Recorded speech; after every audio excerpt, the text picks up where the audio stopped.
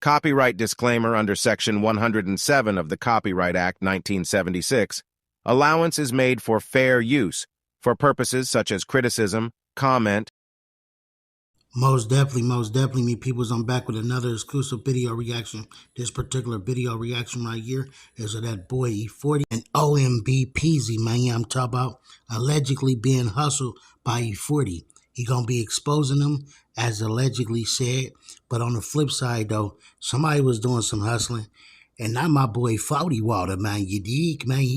Most definitely off the rip, real raw, non-cut, though. You know what I'm saying? Before I go any further, shout out to yo boy, man, yeah, I'm talking about in your business channel, you dig?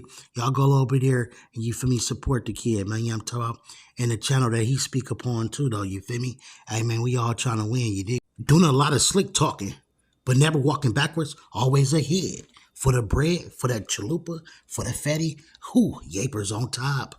Meanwhile, y'all already know what to do. I don't think they hear me, y'all. Yeah, man, y'all just heard my boy E40 jump on a video reaction, man. You know what I'm talking about? Got y'all a little bit of a demo. Man, this shit epic, man. You did. Make sure you like, subscribe, and don't forget to hit that notification bell.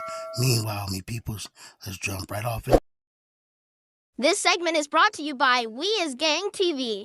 Make sure you tap in with the channel because they keep their ear to the streets, bringing you all the latest raw news and uncut updates you don't want to miss. We had went to my manager. Shout out my nigga Ken too, I ain't gonna lie. My manager, we had went to Dennis, ate, chopped it up and shit. I had met 40 probably like a couple weeks later after that. Then I was fucking with him and shit. And I signed for about $20,000, $30,000, got $20,000, never seen the other 10. Paid $110,000 to get out the deal. Oh man, wait. So you signed for 30, but you only received 20. I was supposed to get another 10 after the tape. You know, you get your advance and you get your after you Okay. I ain't never get that Did you ever ask him about that? We just gonna cut the chase and get to an immediately reaction, man. This the fastest one I've done before ever. But you know what I'm saying? I'm already knowing everybody thinking like, man, is this true? 10? Nah, I ain't never asked about it. I ain't even care. I wasn't tripping. Are you sure it didn't go towards marketing or something like that? I'm not too sure. That's why I ain't give a fuck. Okay. So is you sure it didn't go towards marketing or something like you bought your way out for $110,000? $110,000. Is this money that you had? That's a whole lot of marketing. You know what I'm saying? And at the same time, bro, what you saying I can't rap? I need that much marketing? You know what I'm saying? Had in your back pocket? Was it an investor that came along? Hell no, $110,000 in my motherfucking back pocket. About when it was? What kid? When it was? Why bread? Like 4, 5 years. I ain't had no $110,000 in my back pocket like 4, 5 years ago. Shit, that hurt. That hurt, boy. That hurt, man. So how do you come up with $110,000 to buy your way out? What you mean, shit, hustle? Okay. Where I'm from is either rap, shoot, ball, or hustle. You heard, Boosie? So you get your way out, you come up with the money, and what's next? The game is to be sold, not told, though. I just was watching, you know what I'm saying, that boy Mr. Fab talk about how, you know what I'm saying, basically, you feel me, a lot of people don't understand that music is a totally different ball game nowadays. So it ain't nothing wrong with you, for me. Sometimes you're going to win some, sometimes you're going to lose some. So don't go up into the game already be like, man, they doing $1,500 features, man, and all of that and that. But then again, though, for certain hustlers, give a person 1 for 5, person double back 3 times within the same week or whatever. You know what I'm saying? You already got your chalupa, you dig? That sounded off topic and far-fetched, but moral of the story is this. Don't go into the game of any source not knowing the game and feel like, you feel me, you didn't got ripped off, but then again, you ain't spoke up for yourself, or neither do you understand where the money went. Shit, then I went off into, instead of having a distribution deal through Sick with 300, I went through my label Overkill with 300. Yeah. Oh, so here's the thing. OMB Peezy's decision to sign with Sick-Witted Entertainment under E40 wasn't just about chasing a bag. It was about securing what looked like a quick opportunity. But when you peel the layers back, You see why the whole thing went left. E40, being a legendary figure in Bay Area rap and a seasoned businessman, understands the game from the CEO's standpoint. He's not in it just to hand out money and lose. It's all about return on investment. Peezy, being young and hungry, saw that $30,000 and thought it was a blessing, not realizing the fine print behind it. In reality, it became a curse because before he could even eat off the deal, the money was already structured in a way where he owed it back. Record labels love dangling advance checks in front of artists. That $30,000 wasn't free. It was a loan.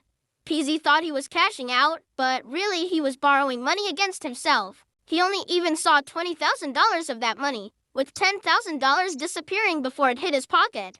That's not a deal, that's a hustle. And instead of that advance setting him up, it shamed him down. The rule of the industry is simple. Every dollar they put up for you, they're expecting to flip it into 20. CEOs and label owners don't lose money, the artist does. Unless you're one of those top-tier stars generating millions, you're stuck in a cycle of debt and dependency. That's why Peezy never really flourished under Sick With It. I'm trying to figure out how many people feel like he's just trolling or he just popping it how he popping it because he still admitted to what he said, right? Like, man, I ain't even asked. So, you know what I'm saying? Basically, he could have knew where that money was already going to begin with. But then again, though, you feel me? At the end of the day, he having a big time interview. He pop it like this. It said, hey, man, E40 a vet in the game. So, you know what I'm saying? For people to hear something like this, it's going to have a lot of people like, what, this, that. You know what I'm saying? What y'all feel, man? Drop it in the comments, man. You know what I'm saying? Let me know something. You dig? But I'm going to let y'all just listen to the rest of this without me stopping it anymore. You feel me? You know what I'm saying? Continuously trying to get y'all my 1-2. The money was moving backward instead of forward. Now, here's the hard truth. Peezy got to take accountability. Nobody forced him to sign. Nobody made him grab that check without reading the paperwork. He was thirsty for that money, and that thirst blinded him. He didn't get a proper lawyer, didn't have anyone break down the deal line by line, and because of that, he walked straight into a trap. The crazy part is, Peezy has easily made way more than $30,000 since then in streams, shows, features, and merch. If he had trusted his grind and patience, he wouldn't have been locked into a deal that basically made him an employee instead of a boss. That $30,000 might have looked like a lot at the time, but in the long run, it was pennies compared to what he could have earned free and clear. This is where you see the difference between CEOs like E40 and guys like Master P. Most CEOs structure their labels so they always eat first. If they give you $1, they want $20 back. But Master P was different. His artists would say he broke bread fair and made sure everybody ate. That's why No Limit has a legacy of loyalty.